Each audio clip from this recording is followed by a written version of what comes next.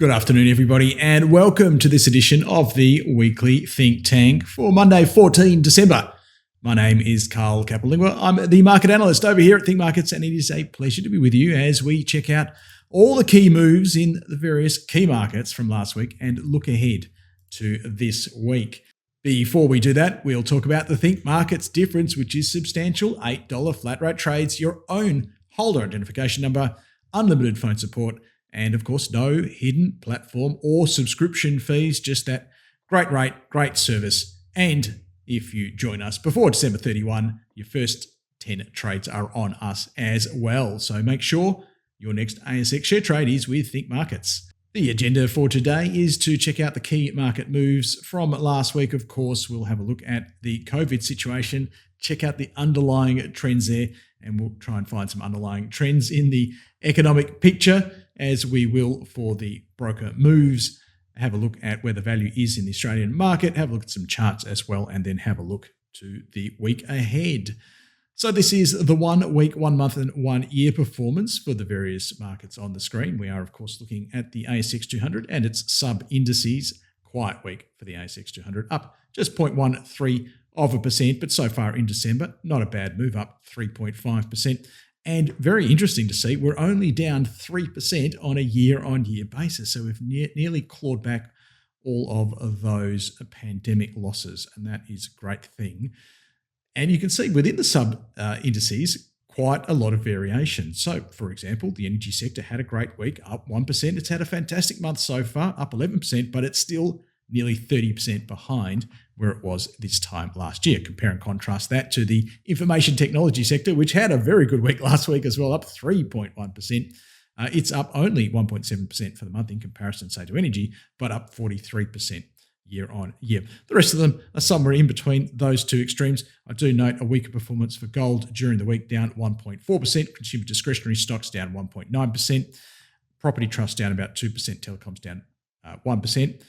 Doing better, material stocks up 2%, as we saw a rather strong move in iron ore prices, and some of those other base metals did really well as well. I know nickel did quite well, up about 6%.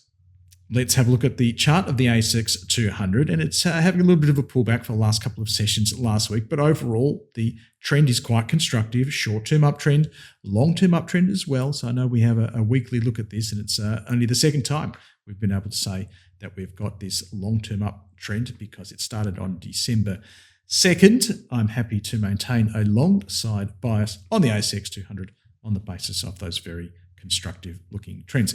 We may see a little bit of weakness into 6,500 or so. 6,550 is the top of that short-term zone, and I don't think we'll get below there. I think we'll see something more akin to a bounce off that level, and off we go again. So that would be a pretty good indication that we can move through and test the all-time highs set in February. Probably timing-wise, around February 21. Could see that. Could see it earlier. Let's have a look at the performance of some of the overseas markets. Asia, generally lower during the week. Shanghai Composite, that was a really nice-looking chart, actually. That's pulled back quite a bit, 2.8%. Didn't see any major news that might suggest why that would occur. The economic data, certainly out of China, as we'll see in just a second, was quite good. Dow Jones, S&P 500 and NASDAQ all down slightly, less than 1%, not major moves there. Big spike in volatility. We are still waiting on that fiscal stimulus package. We are still seeing concerning increases in those confirmed daily COVID case counts, as we'll see in a second, and that's probably causing investors to factor in more volatility ahead. Down in Europe by less than 2%. FTSE was about flat, so not a particularly confident move in global equities last week, was it? And I guess within that context, the ASX 200 did pretty well on the back of these markets here, these rising commodity prices. We are a commodity-based market to a large extent. Nickel prices up about 6%, a massive move in iron ore prices. I can't remember the last time I've seen it go up 12% in a single week, up 27% just for the month of December alone. And we're only a couple of weeks in here, and up 76% nearly year to date. So that's a spectacular performance. But there are many spectacular performances here if we look at year-on-year gains. And who would have picked that given we had a global pandemic in 2020? Gold and silver, a little bit flat there, up 0.1% for gold and down 1% for silver. Otherwise, quite constructive for our material stocks, resources stocks locally. Helping our energy sector will be the weekly gain for the crude oil price, and that's done really well to kick off the month of December. And you can see we're still down year on year, and that's why we've seen some underperformance in that energy sector. But I've been looking at the charts, and I'm thinking that energy sector is starting to look very good now. And I have seen Woodside has stood up there as a key performer. Oil Search also looks good. And some of those coal stocks as well, New Hope, Whitehaven, look very interesting. So we talk about those in our Think Technical update. That's our regular technical analysis update that we publish to the Market News website. So keep an eye out for that. And certainly go check out the Friday one for more details on the stocks I've just mentioned. During the week, we saw the Australian dollar rise about 1.5%, and that was on the back of those stronger commodity prices and a pretty flat US dollar as well. But the US dollar having a little bit of a comeback towards the end of the week to manage 0.3% again. But as you can see, it's down about 2% for the month of December, down about 7% year on year. And of course, the Australian dollar, you would naturally expect to be largely moving in the opposite to that. Bond yields came down quite a bit during the week, and that is supportive for shares. I guess less competition from higher yields in the bond market, and also borrowing costs for companies tend to be cheaper when bond yields are lower. Having a look at how we're tracking this crisis versus the last crisis, uncannily similar still. No major divergence between those two. We'll just keep an eye on that as a matter of interest.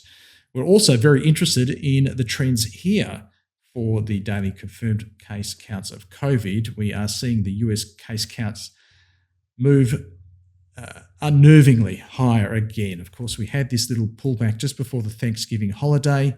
Americans don't like to be told what to do for the most part, so they don't want to restrict their movement. They sometimes don't like to wear masks, and we've seen them all get together, infect each other like crazy, and then they've gone out and infected other people, and we've seen that spike. Now, the problem for me is even if we see a little bit of a flat bit here, we've got Christmas coming up. So what does that mean for this curve going forward? Do we move into the high 200,000s? And that's really quite disturbing. It's good to see it's coming down in Europe, but we may also see a Christmas spike here. Otherwise, the trends aren't too bad. It's good to see the trend in China and Australia quite subdued. We will watch that with significant interest. Obviously, we want to see how that impacts on the stock market and how it impacts on the global economy. We had some indications last week that it is beginning to impact on the shares within the stock market. At least we saw Appen, the big Australian technology company. It's more of a NASDAQ stock than an Australian stock, and it operates in the US, or has over 85% of its earnings based in the US. And they said last week that they would downgrade their profit outlook for the full year because of the impact that COVID is happening on their US operations. COVID is causing their customers to delay key spending decisions or to pull back on their spending decisions.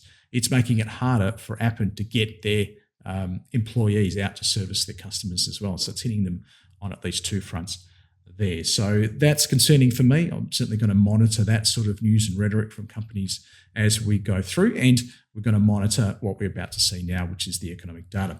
The economic data in Australia, at least, is very, very strong, and we're on a very nice trend up post-budget, post a reasonably benign US election result, and post-COVID vaccine. So we've seen the ANZ job advertisements. So this is companies seeking employees, moving about 4% higher, or at least the growth 4% higher in November from October, so up 13.9% from that 9.4% jump.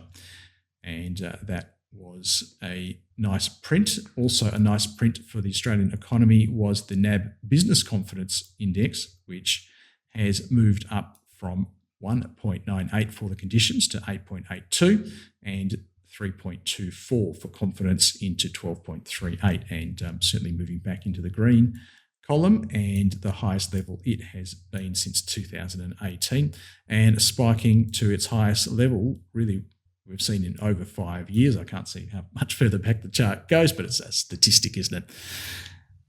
But we're at a high level on our consumer sentiment index as well. So that's very positive for the local economy. Also positive for our economy. It's positive for the Chinese economy as well as their external trade balance. Their trade numbers, we saw imports rise a modest amount, but a strong surge in exports. And that's good for the engine that China can be for the world economy. And of course, therefore, their consumption of raw materials, which we're very good at digging out of the ground, putting on a boat and sending over to them. We also saw some good news on their money supply. So how easy is it to get credit within the Chinese economy, and their new loans both ticking higher.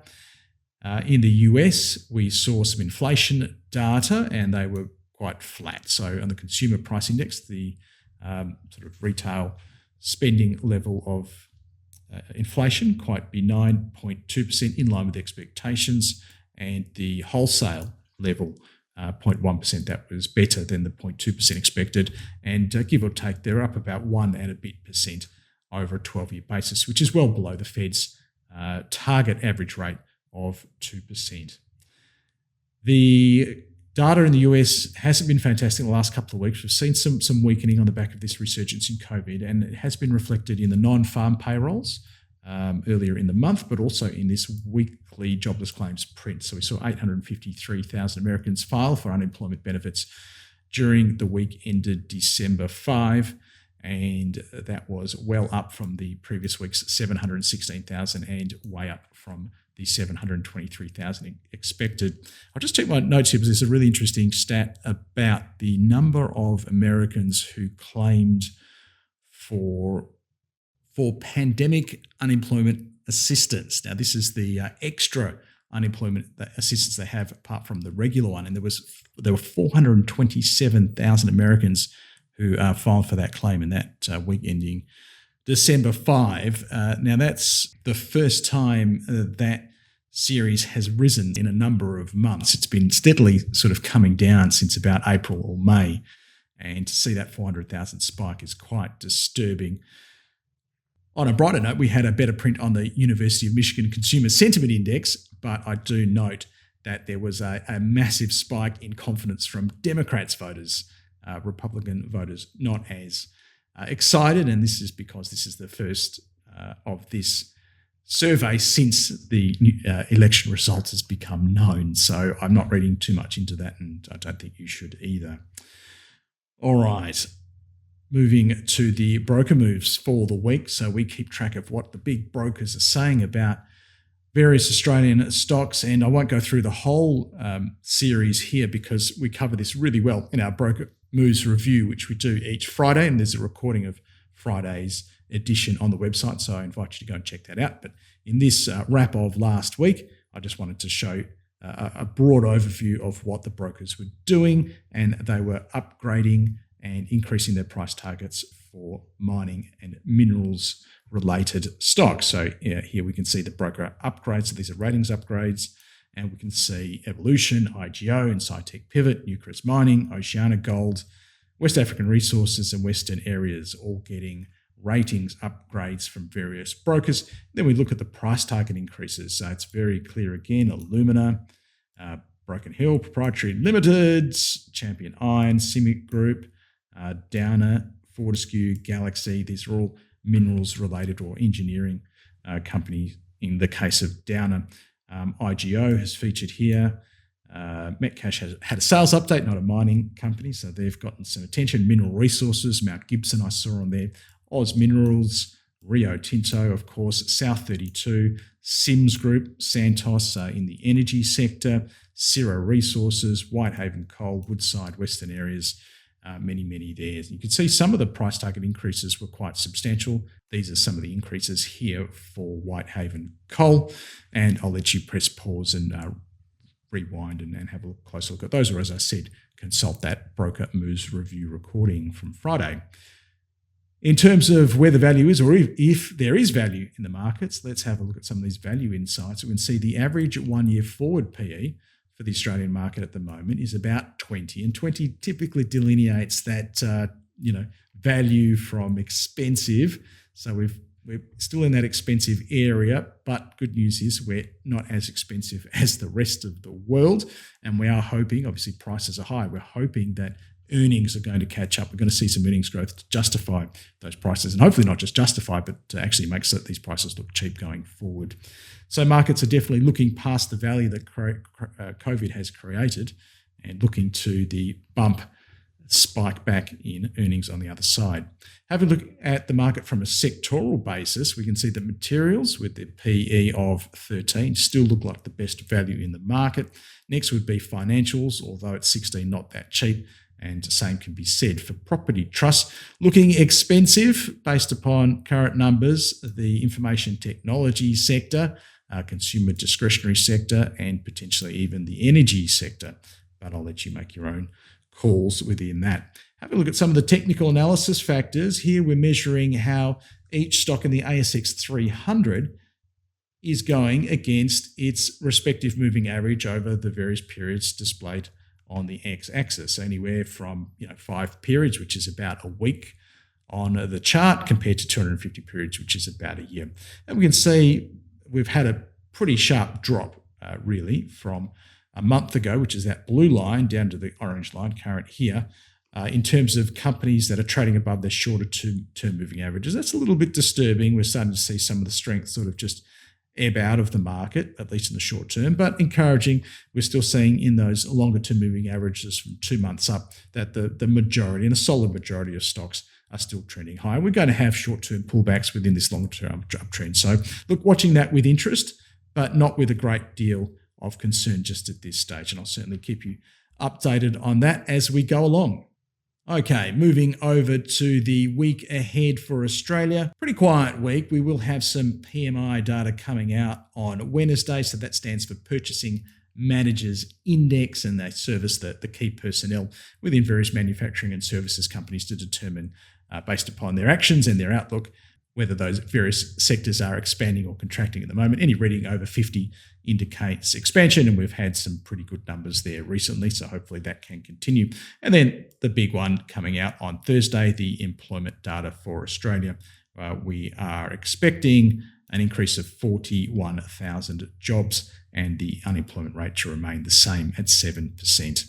Having a look at the rest of the world, there's lots of interesting little ones in there, but just pointing out the big ones, we've got the same sort of Purchasing Managers Index data for Europe coming out Wednesday. We do have some data on Tuesday from China there, fixed asset investment, industrial production, retail sales, and the unemployment rate. I do like to look at those. Then in the US on Thursday, we'll get some retail sales and their own manufacturing and services PMIs.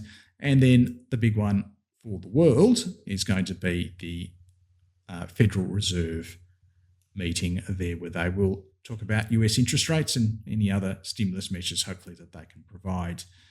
We'll have a pretty quiet close out to the week with the Philadelphia Fed Manufacturing Index, weekly unemployment claims, and some housing data as well. Okay, don't forget, we've talked a great deal about some of those other updates that we do, and you can find all of those in the market news section of our website. If you'd like, follow me on Twitter, or there's the Think Markets handle there as well. That's pretty much it for upcoming events for the year. I will be back next week to do this session here, the Weekly Think Tank, and we will have a broker removes review on Friday, but then we'll be taking a bit of a break in terms of webinars, as we will pick up with the Think Learning series in early January 2021. The disclaimer before I leave you says that everything we've talked about today is general advice. Don't forget, we are a regulated Australian broker. We do have some products that could see you lose more than you deposit. So, give us a call or consult the website for further details if you'd like any further information. That's it for me today. Thanks for joining me. All the best for your trading until we catch up again. Bye-bye for now.